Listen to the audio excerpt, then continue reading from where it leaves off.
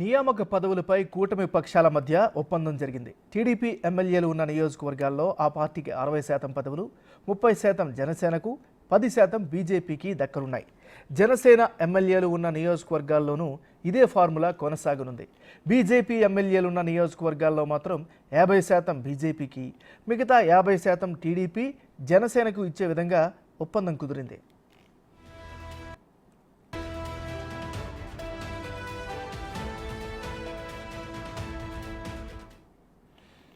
నియామక పదవులపై కూటమి పక్షాల మధ్య ఒప్పందం కుదిరింది. టీడీపీ ఎమ్మెల్యేలు ఉన్న నియోజకవర్గాల్లో ఆ పార్టీకి 60% పదవులు, 30% జనసేనకు, 10% బీజేపీకి దక్కనున్నాయి. జనసేన ఎమ్మెల్యేలు ఉన్న నియోజకవర్గాల్లోనూ ఇదే ఫార్ములా కొనసాగనుంది. బీజేపీ ఎమ్మెల్యేలు ఉన్న నియోజకవర్గాల్లో మాత్రం 50% బీజేపీకి, మిగతా 50% తెలుగుదేశం పార్టీకి, జనసేనకు ఇచ్చే విధంగా ఒప్పందం కుదిరింది. ఇక ఈ ఒప్పందాలకు సంబంధించి మరింత తాజా సమాచారాన్ని మా రిపోర్టర్ శివ లైవ్లో అందిస్తారు. శివ, చెప్పండి. రైట్, మహారాజు మొత్తం మీద చూసుకుంటే ఆంధ్రప్రదేశ్లో కూటమి ప్రభుత్వం అధికారంలోకి వచ్చింది. ఈ కూటమి భవిష్యత్తులో కూడా అంటే రానున్న ఎన్నికల్లో 2029లో కూడా కలిసి పోటీ చేసే విధంగా ఇప్పటి నుంచే పటిష్టతకు ఆ పార్టీలు ప్రయత్నాలు చేస్తున్నాయి. ఇప్పటి వరకు దాదాపుగా 50 రోజుల కాలంలో కూటమి ప్రతి నిర్ణయంలో చాలా కీలకమైన నిర్ణయాలు తీసుకున్నారు. ఎక్కడ చిన్న మనస్పర్ధలు కూడా రాకుండా ప్రతిదాన్ని కూడా సామరస్యంగా పరిష్కరించుకున్న పరిస్థితి కనిపించింది. ఇక నామినేటెడ్ పోస్టులకు సంబంధించి కూడా రాష్ట్ర వ్యాప్తంగా ఆయా పార్టీ నాయకులు, కార్యకర్తలు ఎంతో ఉత్కంఠగా ఎదురు చూస్తున్నారు. నాయకులకైతే పదవులకు వచ్చినాయి, కార్యకర్తలకు పదవులు రాలనేది విస్తృతంగా చర్చ జరుగుతున్న నేపథ్యంలో కూటమికి సంబంధించి నిన్న సాయంకాలం కీలకమైన ఒక టెలికాన్ఫరెన్స్ జరిగింది.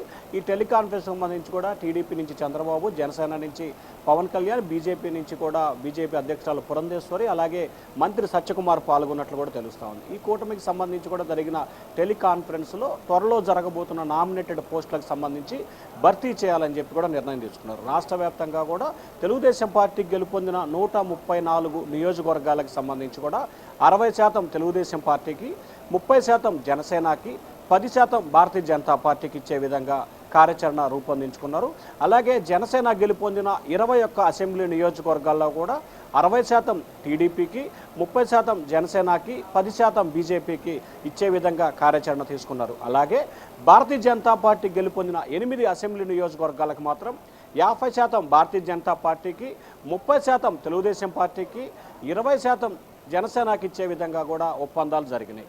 ఈ నెల చివరి నాటికి అంటే ఇవాళ రేపు అసెంబ్లీ సమావేశాలు, ఆ తర్వాత చంద్రబాబు ఢిల్లీ టూర్ ఉంటుంది. వచ్చిన తర్వాత సోమవారం కానీ మంగళవారం కానీ రాష్ట్ర వ్యాప్తంగా ఉన్న ముఖ్యమైన కార్పొరేషన్లు 25 కార్పొరేషన్లు ఉన్నాయి.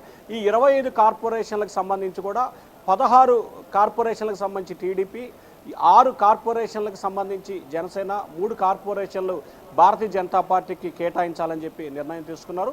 అలాగే రాష్ట్ర వ్యాప్తంగా ఉన్న మార్కెట్ యార్డ్లకు సంబంధించి కూడా చైర్మన్ టీడీపీకి ఇస్తే వైస్ చైర్మన్ జనసేనకి, అలాగే సభ్యులుగా ఇదే ప్రాతిపదిన ఈ ఫార్ములా ప్రకారమే కేటాయింపులు జరుపుకోవాలని చెప్పి కూడా నిర్ణయం తీసుకుంది.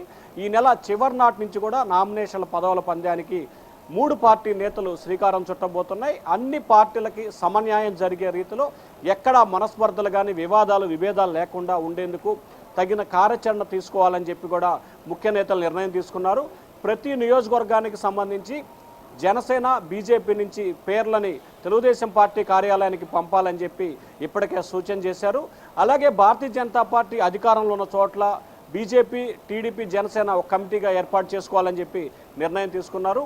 ఏదైతే టీడీపీ 134 నియోజకవర్గాల్లో ఉన్న ఈ 2 పార్టీలు మొత్తం 29 నియోజకవర్గాలకు సంబంధించి కూడా ప్రపోజల్స్ తయారు చేసే విధంగా చర్యలు తీసుకుంటున్నారు. అలాగే 11 నియోజకవర్గాల్లో వైఎస్ఆర్సీపీ గెలిచింది. ఈ 11 నియోజకవర్గాలకు సంబంధించి కూడా ఏదైతే 60-40% అంటే 60 టీడీపీ, 30% జనసేన, 10% బీజేపీకి అదే ఫార్ములాని కూడా ప్రతిపక్ష నియోజకవర్గంలో ఉన్న నామినేటెడ్ పోస్టులు కూడా పంపిణీ చేయాలని చెప్పి కూడా కూటమి నేతలు అయితే నిర్ణయం తీసుకున్నారు. నాగరాజు, మరి తాజా నిర్ణయాల పట్ల క్షేత్రస్థాయిలో ఉన్న కార్యకర్తలు ఏ విధంగా స్పందిస్తున్నారు శివ? అంటే ప్రధానంగా చూసుకుంటే ఈ కూటమికి సంబంధించి ఇటు జనసేనకి, ఇటు బీజేపీకి సంబంధించిన నేతలు, కార్యకర్తలు అయితే ఆనందం వ్యక్తం చేస్తూ ఉన్నారు. ఎందుకంటే బీజేపీకి సంబంధించి రాష్ట్రంలో బలం ఉన్నా లేకపోయినా 175 నియోజకవర్గాల్లో ఆ పార్టీకి 10% పదవులు కేటాయిస్తున్నాయి. ఇక జనసేనకి సంబంధించి కొన్ని ప్రాంతాల్లో ఆ పార్టీ ఉనికి ఉన్నా లేకపోయినా కూడా 175 నియోజకవర్గాల్లో కూడా 30% పదవులు వస్తున్న పరిస్థితి కనిపించింది. కానీ 175 నియోజకవర్గాల్లో బలం ఉండి గత 45 సంవత్సరాలుగా పార్టీ కోసం కష్టపడిన నేపథ్యంలో ఇప్పటికే కొంతమంది టికెట్లు త్యాగం చేశారు, మరి కొంతమంది ఆర్థికంగా చితికిపోయారు. సో ఈ నేపథ్యంలోనే 60% మాత్రమే టీడీపీ నేతలకు పదవులు ఇవ్వటం పట్ల కొంతమంది టీడీపీ నేతలైతే అసంతృప్తి వ్యక్తం చేసినట్టు తెలుస్తూ ఉంది. కానీ అటువంటి వ్యక్తులకు సంబంధించి మరో రకమైన రీతిలో న్యాయం చేయాలని చెప్పి కూడా టీడీపీ నేతలైతే నిర్ణయం తీసుకున్నట్టు తెలుస్తూ ఉంది. ఎందుకంటే తెలుగుదేశం పార్టీకి సంబంధించి కూడా పటిష్టమైన క్యాడరు గ్రామ స్థాయి నుంచి రాష్ట్ర స్థాయి వరకు ఉంది. దాదాపుగా 40-45 సంవత్సరాలుగా ఆ పార్టీకి క్యాడర్ ఉన్న నేపథ్యంలో కొన్ని చోట్ల అయితే పదవులు పొందారని, అంటే ఒక నియోజకవర్గంలో 10 పదవులు వస్తే 4 పదవులు మిత్రపక్షానికి వెళ్ళే పరిస్థితి ఉంది. కాబట్టి సో ఇటువంటి పరిణామాల వల్ల కొంత టీడీపీ నేతలకైతే నిరాశ ఏర్పడుతుంది. కానీ జనసేన బీజేపీ నేతలు కార్యకర్తలు అయితే మాత్రం అంతులేని ఆనందాన్ని వ్యక్తం చేస్తా ఉన్నారు. Nagaraju. Right, thank you Shiva.